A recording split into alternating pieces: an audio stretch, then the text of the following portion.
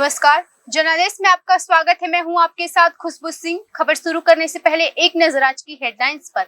Headline के प्रायोजक है सुशीला चैरिटेबल ट्रस्ट, जहां लोक हित और विकलांग लोगों की सहायता करना ही है कर्म, जिसका एक ही नारा जनहित में योगदान कराना।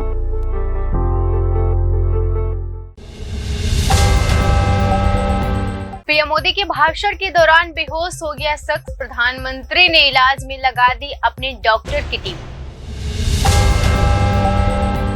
इसरो प्रमुख एस सोमनाथ ने कहा, मिशन के ज्यादातर उद्देश्य पूरे होते जा रहे। हरियाणा के नूह में शोभा यात्रा निकालने आए हिंदू संगठन धारा 144 लागू। चंद्रयान 3 की लैंडिंग साइट के नामकरण पर विपक्ष को आपत्ति, बीजेपी ने दिया जवाब। इंडिया गठबंधन से केसीआर का हुआ मोह भंग, खरगे बोले सेक्युलर होने की बात कही, बीजेपी का थामा हाथ। किस पार्टी का 2024 में बजेगा डंका, पोल ऑफ पोल से तस्वीर साफ, देखें सीटों का अनुमान। बंगाल में पाकिस्तान को पसंद करने वाली सरकार, बीजेपी ने सीएम ममता बनर्जी पर साधा निशाना। असम में बीजेपी एमपी के घर पर 10 साल के बच्चे का मिला शव, पुलिस कर रही मामले की जांच। ये थी अभी तक की बड़ी और अहम खबरें, अब समाचार विस्तार से। पीएम मोदी के भाषण के दौरान बेहोश हो गया शख्स, प्रधानमंत्री ने इलाज में लगा दी अपने डॉक्टरों की टीम। 2 देशों के दौरे से लौटने हुए पीएम मोदी ने सीधे बेंगलुरु रवाना हुए, वैज्ञानिकों से मुलाकात की। इसके बाद वह दिल्ली आए। दोनों जगह एयरपोर्ट पे बाहर पीएम का भव्य स्वागत किया गया। शनिवार को प्रधानमंत्री नरेंद्र मोदी दक्षिण अफ्रीका और ग्रीस का दौरा समाप्त करके स्वदेश वापस लौट आए। इस दौरान वह सबसे पहले बेंगलुरु गए, जहां उन्होंने इसरो में चंद्रयान मिशन से जुड़े वैज्ञानिकों से मुलाकात की। इस दौरान बेंगलुरु के एचएल एयरपोर्ट पर भव्य स्वागत किया गया।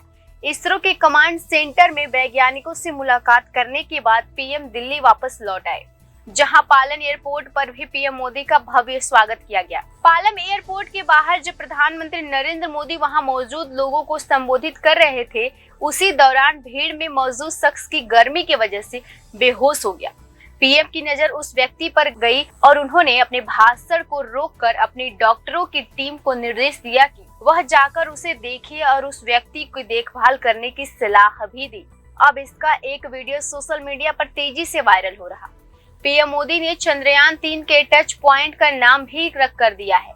चंद्रयान 3 के टच पॉइंट का नाम शिव शक्ति और चंद्रयान 2 के टच पॉइंट का नाम तिरंगा रखे जाने की जानकारी भी दी। कहा कि भारत हर साल 23 अगस्त को नेशनल स्पेशल डे के तौर पे मनाएगा। उन्होंने आगे कहा कि जिस बिंदु पर चंद्रयान 3 उतरा, उस बिंदु को शिव शक्ति का नाम दिया गया। शिव की बात करें तो शुभम होता है और शक्ति की बात होती है तो मेरे देश की नारी शक्ति की बात होती है। उन्होंने 1 सितंबर से क्विज प्रतियोगिता शुरू करने का भी ऐलान किया है। इसरो के प्रमुख एस सोमनाथ ने मिशन को लेकर कहा कि हमारे ज्यादातर उद्देश्य पूरे होते जा रहे हैं, लेकिन अगले 13 और 14 दिनों के लिए हम बेहद उत्साहित हैं। चंद्रयान 3 की सफलता से पूरा देश उत्साहित है और इसरो को भी हर तरह से बधाई संदेश मिल रहे हैं। इस बीच इसरो प्रमुख एस सोमनाथ का बयान सामने आया। उन्होंने कहा कि हम चंद्रमा पर चंद्रयान 3 की सफल लैंडिंग से बेहद खुश हैं। वैज्ञानिक मिशन के ज्यादातर उद्देश्य पूरे होने जा रहे हैं। मैं जानता हूं और समझता हूं कि सभी वैज्ञानिक डेटा बहुत अच्छी दिख रही है, लेकिन हम आने वाले 14 दिन में चंद्रमा से बहुत सारे डेटा को मापना जारी रखेंगे और हमें उम्मीद है कि ऐसा करते हुए विज्ञान में वास्तव में अच्छी सफलता हासिल करेंगे। इसीलिए हम अगले 13-14 दिनों के लिए उत्साहित हैं। इसरो की तरफ से ये बयान सामने आया था कि चंद्रयान 3 के लैंडर मॉड्यूल से बाहर निकलकर प्रज्ञान रोवर अब चांद की सतह पर चलना शुरू कर दिया है। इसरो ने यह भी बताया था कि चंद्रयान 3 मिशन के उद्देश्य में से चंद्रमा की सतह पर सुरक्षित और आसान लैंडिंग का प्रदर्शन पूरा हुआ। चंद्रमा पर रोवर के घूमने का मकसद पूरा हुआ। सभी पेलोड सभी और सामान्य रूप से काम कर रहे हैं। गौरतलब है कि पीएम मोदी शनिवार को बेंगलुरु पहुंचे थे। यहां उन्होंने इसरो के वैज्ञानिकों से मुलाकात की और उन्हें बधाइयां दी। इसरो पहले शनिवार को ही इसरो से चांद पर घूमने का वीडियो जारी करते हुए कहा था कि दक्षिणी ध्रुव पर चांद के रहस्यों की खोज में प्रज्ञान रोवर शिव शक्ति पॉइंट के आसपास घूम रहा है। बता दें कि जिस स्थान पर चंद्रयान 3 ने लैंडिंग की थी, उस स्थान को लेकर पीएम मोदी ने कहा कि अब ये उस स्थान को शिव शक्ति पॉइंट के नाम से जाना जाएगा। हरियाणा के नूह में शोभा यात्रा निकालने के लिए अड़े हिंदू संगठन, धारा 144 लागू, इंटरनेट ठप। नूह में एक बार फिर ब्रिजमंडल शोभा यात्रा निकालने पर हिंदू संगठन अड़े हैं। नूह पुलिस ने इसकी इजाजत नहीं दी है। सुरक्षा के कड़े इंतजाम किए गए। हरियाणा के नूह में हिंदू संगठन 28 अगस्त को ब्रिजमंडल शोभा यात्रा निकालने का ऐलान कर दिया है, लेकिन नूह प्रशासन इसे रोकने के भरकस प्रयास में जुड़ा हुआ है। प्रशासन ने शोभा यात्रा निकालने की मंजूरी नहीं दी है, लेकिन हिंदू संगठन ने इस यात्रा को सर्व हिंदू समाज के बैनर तले निकालने का ऐलान किया है। अधूरी ब्रिजमंडल यात्रा पर सियासत भी पूरी है। हरियाणा के नूह को 31 जुलाई की खौफनाक तस्वीर अभी किसी के जहन से गई नहीं। हिंसा के जख्म अभी ठीक तरह से भरे तक नहीं, लेकिन इन सब के बीच विश्व हिंदू परिषद यानी बीएचपी ने 28 अगस्त यानी कल को ब्रिजमंडल यात्रा निकालने का भी ऐलान कर दिया है। हिंदू परिषद के राष्ट्रीय संयुक्त महामंत्री डॉक्टर सुरेंद्र जैन ने कहा कि जब मेवात का सारा हिंदू समाज आगे आ गया है, तो हम मेवात से बाहर के हिंदू समाज को वहां नियंत्रित नहीं कर रहे हैं। हमने आह्वान किया कि अपने अपने स्थान पर प्रखंड लेवल एक मंदिर तय करके सामूहिक जलाभिषेक करें। बता दें कि इस साल हिंदू पंचांग के अनुसार श्रावण मास पूरे 2 महीने तक का है। 28 अगस्त को सावन का आखिरी सोमवार है और विश्व हिंदू परिषद ने अधूरी ब्रिजमंडल यात्रा को पूरा करने का फैसला लिया है। विश्व हिंदू परिषद का कहना है कि हिंसा के जरिए मेवात के हिंदुओं को बांटने की साजिश रची गई थी, लेकिन इस साजिश पर अब खुलासा हो गया है और मेवात के हिंदू एकजुट हो गए हैं।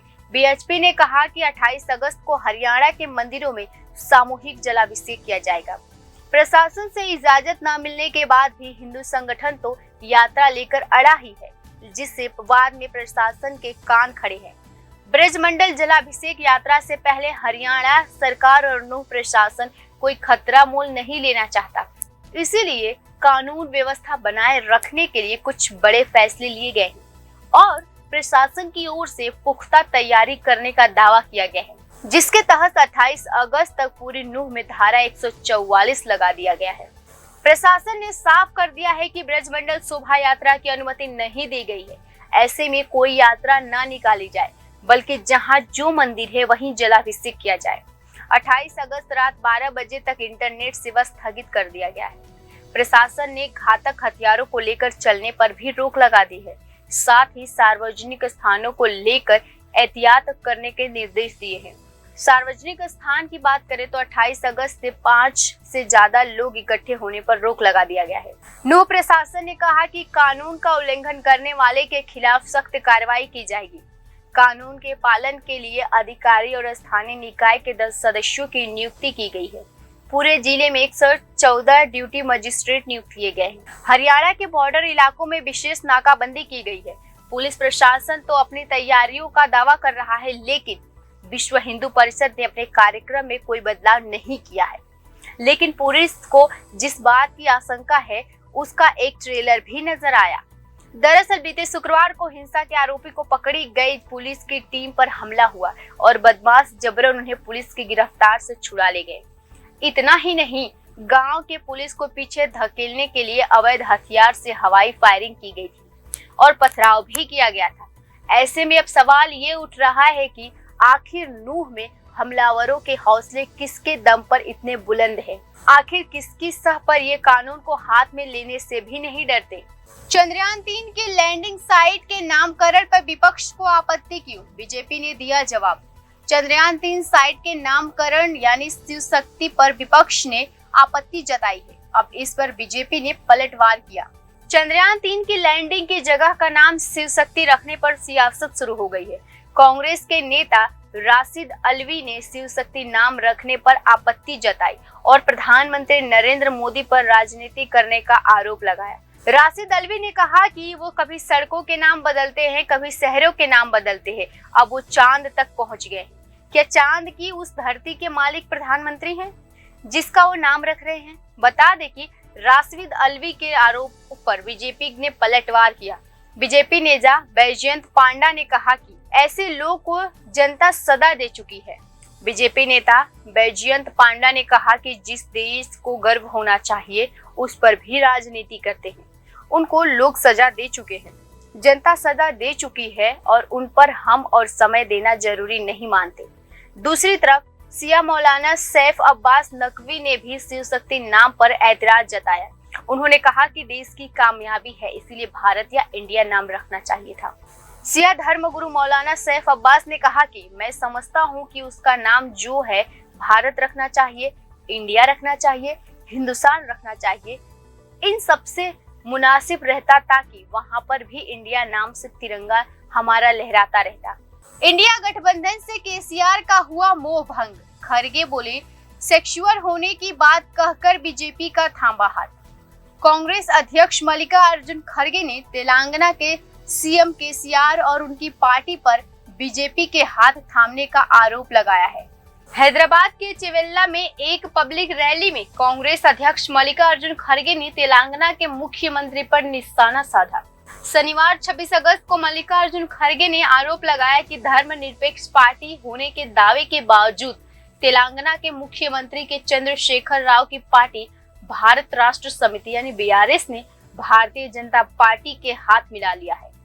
खरगे ने कहा कि सीएम केसीआर ने विपक्षी दलों या इंडिया गुट के एक भी बैठक में भाग नहीं लिया है। बता दें कि तेलंगाना के मुख्यमंत्री के चंद्रशेखर राव ने अगस्त की शुरुआत में उनके गठबंधन में होने के दावों को खारिज कर दिया था। उन्होंने बयान दिया था कि उनकी पार्टी न तो इंडिया गठबंधन का हिस्सा है और न ही भाजपा के एनडीए गठबंधन में शामिल है। उन्होंने कहा कि सभी 26 पार्टियां मिलकर केंद्र में पीएम मोदी के नेतृत्व वाली बीजेपी सरकार को हटाने के लिए तैयार है, लेकिन ये तेलंगाना के लोग एक भी बैठक में शामिल नहीं हुए हैं। उन्होंने कभी नहीं कहा कि हम सभी धर्मनिरपेक्ष दलों को भाजपा को यानी केंद्र से हटाने के लिए एक साथ आना चाहते हैं। तेलंगाना विधानसभा चुनाव से पहले मल्लिकार्जुन खरगे कांग्रेस पार्टी की एससी और एसटी प्रतिबद्धताओं की घोषणा करने के लिए चिवेल्ला में थे। इस विधानसभा सीट का तेलंगाना की राजनीति में कांग्रेस का बहुत खास महत्व है। इस सीट पर कांग्रेस ने अविभाजित आंध्र प्रदेश के चुनाव में वाईएस राजशेखर रेड्डी के नेतृत्व वाली कांग्रेस ने यहां एच चंद्रबाबू नायडू के नेतृत्व वाली टीडीपी को हराया था, लेकिन अब हालात बदल गए हैं। अब यहां सीट तेलंगाना में है और कांग्रेस का निशाना केसीआर की पार्टी पर है। खरगे ने केसीआर के राजनीतिक विचारधारा पर सवाल उठाते हुए कहा कि यहां वे कहते हैं कि वे धर्मनिरपेक्ष है, लेकिन दूसरी तरफ वे उनसे कुछ बात कर रहे हैं, यानी कि बीजेपी से वो बात कर रहे हैं। बीआरएस और बीजेपी की दोस्ती हो गई है, लेकिन वे इस बारे में बोल नहीं सकते। किस पार्टी का 2024 में बजेगा डंका? पोल से तस्वीर साफ। देखे सीटों का अनुमान। अप्रैल या मई महीने में होने वाले संभवित 2024 लोकसभा चुनाव को लेकर एनडीए और इंडिया गठबंधन में किसको कितनी सीटों मिलने का अनुमान है? 2024 में होने वाले लोकसभा चुनाव को लेकर दो बड़ी गठबंधन बनकर तैयार है। सत्तारूढ़ बीजेपी की एनडीए गठबंधन और विपक्षी दल इंडिया गठबंधन के बीच होने वाले महामुकाबले में किसका डंका बजने वाला है? इंडिया गठबंधन बनने के बाद हुए दो सर्वे में चौंकाने वाले आंकड़े सामने आए हैं। जाने किसको कितनी सीटें मिलेंगी इसका अनुमान। आगामी चुनाव लोकसभा में सीटों को लेकर किए गए इंडिया टुडे सी वोटर सर्वे में बीजेपी नीत एनडीए गठबंधन और इंडिया अलाउंस के वोट शेयर के केवल 2% का अंतर दिख गया है। यह सर्वे 15 जुलाई 2023 से 14 अगस्त 2023 के बीच लिया गया था, जबकि दूसरा सर्वे के आंकड़ों जुलाई के आखिरी में जारी किए गए। इस सर्वे में एनडीए गठबंधन के को करीब 50 सीटों का नुकसान होने का अनुमान आया। पोल ऑफ पोल्स समझे दोनों सर्वे में बीजेपी और कांग्रेस को कितनी सीटों का फायदा या नुकसान होने वाला है। बीते महीने जारी किए सर्वे के मुताबिक लोकसभा की 543 सीटों में बीजेपी नीत एनडीए गठबंधन को 318 सीट पर जीत मिलने का अनुमान है। वहीं कांग्रेस की बात करें, कांग्रेस समेत विपक्ष की इंडिया अलाउंस के खाते में 175 सीट आ सकती है। इस लिहाज से एनडीए गठबंधन को 2019 के लोकसभा चुनाव से 35 सीटों का नुकसान होता दिख रहा। बीजेपी की बात करें तो बीजेपी को इनमें से 290 सीट और कांग्रेस को 66 सीट पर जीत मिलने का अनुमान है। बाकी 2019 चुनाव में बीजेपी को 330 और कांग्रेस को 52 सीट हासिल हुई थी। एनडीए को 353 और कांग्रेस की यूपीए गठबंधन को 91 सीट मिली थी। India today mood off the nation सर्वे के इस महीने जारी किए जाएंगे। आंकड़ों में दोनों प्रतिद्वंदियों के बीच बहुत कम अंतर है। सर्वे में एनडीए को 43% वोट शेयर मिलने का अनुमान है, जबकि विपक्षी गठबंधन 41% वोट शेयर हासिल कर सकती है। जबकि इस सर्वे की माने तो एनडीए को 47 सीट का नुकसान होने का अनुमान जताया गया है। 2024 लोकसभा चुनाव में किसको कितनी सीटें मिलेंगी कुछ इस प्रकार है। एनडीए को 306 सीटें, इंडिया को 193 सीटें, बीजेपी को 287 सीटें, कांग्रेस को 74 सीटें और अन्य की 182 सीटें हैं। बीजेपी नेता सुकांत मजूमदार ने ममता बनर्जी पर हमला बोलते हुए कहा कि पश्चिम बंगाल में पाकिस्तान पसंद सरकार बैठी हुई है। पश्चिम बंगाल बीजेपी अध्यक्ष सुकांत मजूमदार ने तृणमूल कांग्रेस की अध्यक्ष और मुख्यमंत्री ममता बनर्जी पर हमला बोला है। उन्होंने कहा कि पश्चिम बंगाल में मौजूदा सरकार पाकिस्तानी प्रेमी है, इसीलिए राज्य में आईएसआईएस एजेंट रह रहे हैं और उनकी सरकार का समर्थन मिला हुआ है। उन्होंने कहा कि बंगाल में पाकिस्तान को पसंद करने वाली सरकार यहाँ पर बैठी हुई है, इसीलिए पाकिस्तान के लिए जो काम कर रहे हैं वो आईएसआईएस एजेंट बगैर यहाँ एपिक सेंटर बनाकर रह रहे हैं, देश विरोधी काम कर रहे हैं, इनको सह दे रही है हमारी मुख्यमंत्री और उनकी सरकार, साथ ही टीएमसी पार्टी। इससे पहले बीजेपी नेता शुवेंदु अधिकारी ने भी ममता बनर्जी पर हमला बोलते हुए कहा था कि उत्तर प्रदेश की तरह पश्चिम बंगाल में भी योगी आदित्यनाथ जैसा शख्स ही कानून व्यवस्था दुरुस्त कर सकता है। बंगाल में महिलाएं सुरक्षित नहीं है, पुलिस को महिलाओं की सुरक्षा के लिए बलात्कारियों का एनकाउंटर शुरू कर देना चाहिए। इसके अलावा पश्चिम बंगाल के स्थापना दिवस के मुद्दे पर बीजेपी ने टीएमसी की आलोचना की। दरअसल राज्य के स्थापना दिवस को 20 जून से बदलकर 15 अप्रैल करने के राज्य सरकार के प्रयास पर बीजेपी ममता सरकार पर हमलावर है। वहीं ममता बनर्जी ने प्रस्तावित स्थापना दिवस पर चर्चा करने के लिए 29 अगस्त को एक सर्वदलीय बैठक बुलाई। बीजेपी प्रवक्ता समीक भट्टाचार्य ने कहा कि इस साल राजभवन और उनकी पार्टी में 20 जून को पश्चिम बंगाल का स्थापना दिवस मनाया था। उन्होंने कहा कि हमें अब भी यह फैसला लेना है कि हम सर्वदलीय बैठक में शामिल होंगे या नहीं। दूसरा, ये किस प्रकार की सर्वदलीय बैठक है, जहां एक विधानसभा समिति ने पहले ही कुछ सिफारिश की है और सरकार उसके आधार पर मीटिंग बुला रही है। राज्य सरकार पहले ही इतिहास के साथ छेड़छाड़ करने का फैसला कर चुकी है और चाहती है कि विपक्ष इसका समर्थन करे। असम में बीजेपी एमपी के घर पर 10 साल के बच्चे का शव मिला, पुलिस कर रही मामले की जांच।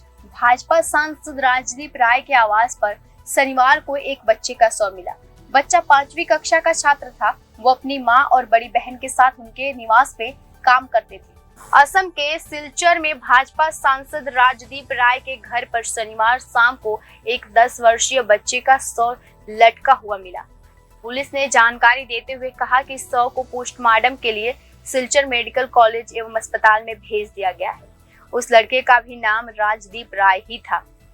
बच्चे के परिवार के एक सदस्य ने मीडिया से बात करते हुए कहा कि वो कछार जिले के पालोंग घाट के निवासी। मृतक बच्चे की मां सांसद राजदीप राय के घर पर हेल्पर का काम करती। लड़के की मां अपने दोनों बच्चों के बेहतर शिक्षा के लिए कुछ साल पहले उन्हें लेकर सिलचर में आई थी। इस सूचना के बाद सांसद राजदीप अपने आवास पर पहुंचे। उन्होंने वहां मीडिया से बात करते हुए कहा कि जिस कमरे में शव मिला उसका दरवाजा अंदर से बंद था।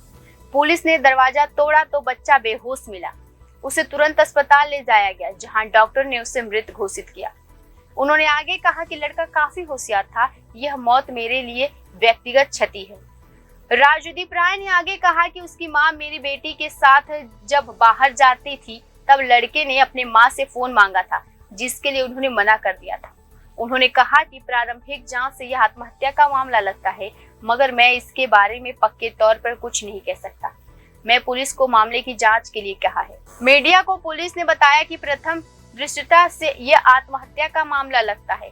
उसके परिवार वालों ने भी कहा कि उसके वीडियो गेम खेलने के लिए फोन मांगा था, लेकिन हमने मना कर दिया था और वो नाराज हो गया था।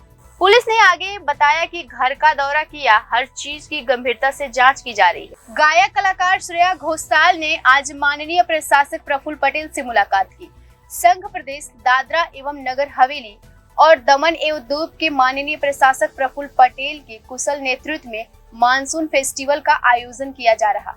गायक कलाकार श्रेया घोषाल ने माननीय प्रशासक प्रफुल्ल पटेल से मुलाकात की। इस क्रम में आज संघ प्रदेश दमन में लाइव बॉलीवुड म्यूजिकल नाइट का आयोजन किया गया, जिसमें प्रख्यात गायकर श्रेया घोषाल अपनी गायक प्रस्तुतियां पेश की।